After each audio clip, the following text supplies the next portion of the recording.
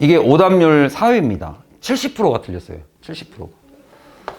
70%가 틀리면 진짜 많이 틀린 거예요. 10명 중에 3명밖에 못 맞췄으니까. 그죠?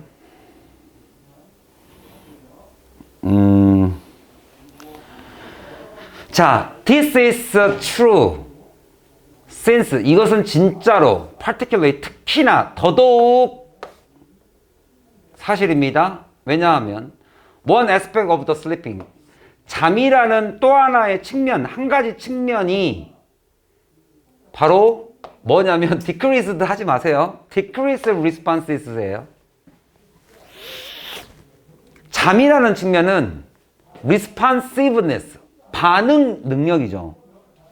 반응이 줄어들어요. 뭐에 대한? 환경에 대한. 그러면 봐봐. 네가 잠을 자면 환경에 대한 반응. 근데 여기가 야생이야. 네가 야생에서 잠이 들었어.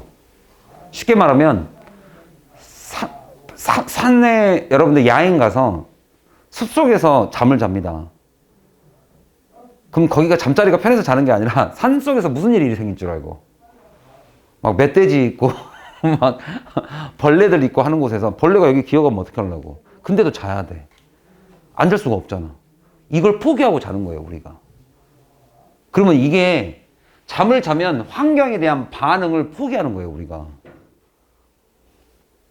잠이 더 중요한 거예요. 이 환경의 반응이 벌레가 와서 물을 수도 있고요. 멧돼지가 와서 들여받을 수 있어요, 나를. 사냐 죽냐야, 여기는. 생존의 문제예요, 생존. 근데 잠을 잔단 말이지. 그러면 잠에는 뭐가 있단 소리예요? 나의 생존 문제보다? 이게 잠이 중요하다는 소리예요? 잠이 안 중요하다는 소리예요? 이 소리가. 잠이 중요한 거야, 안 중요한 거야, 인간에게? 중요하다는 소리예요, 이게. 이게 잠은 중요해요.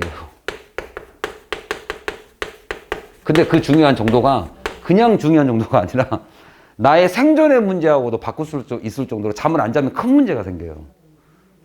이 얘기를 이런 식으로 잡아놓은 거예요. 그게 어디에 있냐 이거지. 어디에 있어요? 생명은 중요하다가, 아니, 잠은 매우 중요한, 우리 생명에 있어서 매우 중요합니다가 어느 부분에 나오냐, 이거 물어본 겁니다. 한번 찾아보죠. 자, 잠의 역할, the role that 잠이라는 것이 하는 역할이라는 것이 우리 진화에 있어서 여전히 연구 중입니다. 자세히 모릅니다. 자, 하나의 가능성이 나왔네요. 하나의 가능성, 하나의 측면. 하나의 가능성은 이것이 뭔가 advantageous, 우리에게 이득을 주는 적응이 하는 능력이다. 적응의 상태이다. 뭐에 대한? decreased metabolism. 자, 우리가 메타볼리즘은 여러분들 우리 신진대사입니다. 우리 신진대사를 줄여주는 상태. 우리에게 이득을 주잖아요. 뭐냐면 배고파요. 우리가 활동을 해야 돼. 여기 있잖아. 애니멀, 동물들에게. 자, 언제냐면 그 조건이 어떤 조건이냐면 there are no more pressing activity. 뭔가 여러분에게 압박할 만한 활동량이 없을 때, 여러분에게 압박을 주는, 예를 들면 밥을 먹어야 된다든지 이런 상황이 전혀 없을 때는 내 신진대사를 줄여서, 그죠? 뭔가 내게 이득이 주는 그 적응 능력이 잠일 것이다 라는 하나의 가설이죠. 가능성이니까. 가설 1번이에요, 이게. 신진대사 양을 줄여준다. 에너지 보존이죠, 쉽게 말하면. 이것은 seems true. 진짜인 것 같아요. 자, deeper state of inactivity. 내가 비활동성의 상태. 예를 들면 hibernation during the winter. 겨울잠을 자죠. When they are few. 얼마 음식이 없을 때 잠을 잘 수 있다 라는 거. 이 hibernation이 결국에는 신진대사를 줄여줘서 내게 이득을 주는 적응 능력 아니냐. 이게 하나의 가설이에요. 그리고 high metabolic cost to maintaining adequate temperature. 내가 막 에너지를 싣면서 돌아다니면 나의 적절한 온도를 유지하는 데 있어서의 신진대사에 비용이 들지 않느냐. 쉽게 말하면 내가 치료해야 될 값이 많지 않느냐. 그러니까 하이퍼리스를 하면 좋다 이 얘기예요. 그게 하나의 가설이에요. 에너지를 줄여준다. 내가 써야 될 에너지 양을 줄여준다. 이게 하나의 가설이에요. 이게 잠이 주는 하나의 가설이다. 그리고 it may be true in daily situation as well. 추가죠. 두 번째 가설이네요. 예를 들면 prey species입니다. 자, 우리가 먹이로 쓰는 종들이 있어요. 이것이 무엇을 피하냐면 avoid predator after dark예요. 밤이 되고 나면 내 포식자로부터 피하려면 조용한 데 들어가서 잠자는 게 나아. 가설, 생존을 위해서. 그죠? 포식자를 회피하는 이게 잠이 주는 이득이다. 자, 반면에 그러면 지금 아까 말했던 잠을 자면 잠이라는 것이 얼마만큼 중요하냐면 생존을 포기할 만큼 중요하다. 얘까지는 보이지 않네요. 아직은. 그죠? 여기 밑에를 조금 더 지켜봐야겠지. 반면에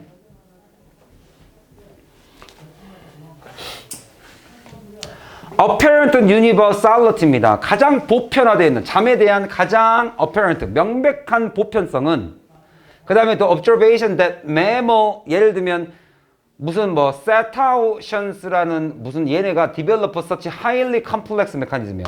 복잡성을 띠고 있습니다. 이 복잡성이 뭐냐면 잠을 자는데 잠을 잡니다. At least one side of the brain은 at a time. 한 번에 딱 한쪽의 뇌만 잠을 재워요. 한쪽은 깨어 있어요. 왜 그러냐 이거지. 이렇게까지 해야 될 이유가 뭐냐 이거지. 한쪽은 살을 겨놓고 한쪽은 잠을 자요. 라는 이 사실 자체가 우리한테 시사하는 바가 뭐냐. 바로 잠이라는 것은 추가적으로 이거 말고 추가적으로 provide some vital service예요. vital. 이 바이탈이 무슨 뜻인지 아세요? 생명과 관련된 생명 유지죠. 생명 유지의 역할을 한다. 잠이라는 것은 생명 유지다. 내 생존의 문제를 포기할 만큼. 그래서 이게 디스였던 거야. 그래서 잠이라는 것이 보편적입니다. 뭐 할 때조차도 이러한 포텐셜 프라이스를 치르고라도 여기서의 프라이스는 뭐예요? 대가죠. 내가 환경에 대해서 적응을 못하고 반응을 못하고 내가 잠을 자는 이 값을 치러서라도 반드시 값이 치러서라도 내가 반드시 해야 할 매우 보편적인 것이다. 잠이라는 것은. 이해 가셨어요? 그러니까 앞에서는 잠이 중요하다라는 디스가 나왔고 이 디스가 여기 나와 있는 생명유지였죠.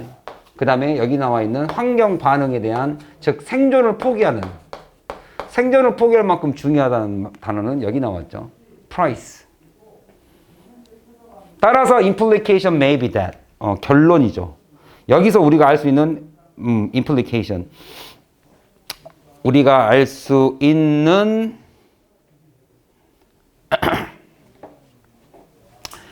여기서 우리가 추론할 수 있는 함축적 의미는 바로 it has important function이 있다. 뭐 할 만큼? cannot be obtained just by quiet, wakeable resting. resting이죠. 우리가 잠이 깨어 있어요. 아주 편안하게. 잠을 자지 않는 상태로 얻을 수 없는 중요한 역할이 잠 속에 있다고. 네가 아무리 쉬더라도 깨어 있습니다. 깨어 있으면서 아무리 쉬어도 채울 수 없는 그 매우 바이탈, 생명 유지의 필수적인 역할이라는 게 존재한다, 잠에는. 그게 뭐 할 만큼? 환경 반응이 낮춰가면서 생존을 포기할 정도로 잠을 잘 수밖에 없는. 아니면 아까 포유류 중에 한쪽은 뇌를 재우고 한쪽은 살려놓는 정도의 이렇게 복잡한 체계를 갖출 수 있게끔 진화할 수 있게끔 도와준 것은 잠이라는 역할은 매우 생명 유지에 매우 필수적이기 때문이다. 그 정도로 중요하다. 그게 뭐의 또 하나의 측면이었어요. 가설은 자, 그죠? 포식자를 피하고 에너지를 줄이는 정도가 아니라 On the other hand, 반면에는 잠이라는 것은 생존의 문제보다 더 중요하다. 이 얘기를 강조한 거예요. 강조. 잠의 중요성이죠. 이해 갔죠? 36번은 풀 시간이 되는지는 모르겠지만 한번 볼까요? 이것도 순서죠. 굉장히 중요한 문제이고 이게 전체 오답률 순위 1위입니다. 1위. 31번하고 36번이 공동 1위예요. 마이너스가 오답률이 무려 80%입니다. 어마어마하게 틀렸죠. 이거는 제가 일단 그죠? 시간이 안 되죠. 일단 내가 설명만 살짝 드릴게요. 이게 뭐냐면 똑같은 거리인데 랜드마크. 우리 여기 세종의 랜드마크는 청사인가요? 세종 청사? 세종 청사하고 여기와의 거리 한번 머릿속에 떠올려 보세요. 그 거리만큼의 반대편에 또 똑같은 거리가 있어요. 세종 청사는 가깝게 느껴진다. 똑같은 거리인데. 근데 내가 그 똑같은 거리를 저 해밀동이나 이쪽으로 나가야 돼요. 두르고 쪽으로. 그럼 똑같은 거리인데도 멀게 느껴진다.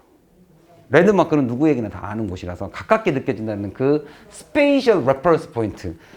공간적 기준점이라는 게 랜드마크냐 아니냐에 따라 달라집니다를 이렇게 표현한 거예요.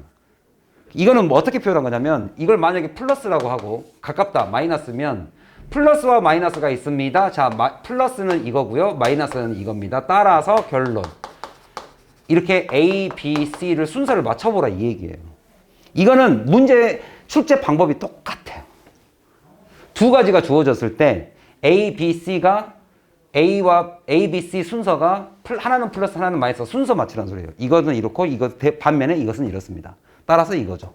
이건 문제 풀이 방식이 똑같아요. 오케이? 이거 다시 한번 내가 36번 풀어드릴게요.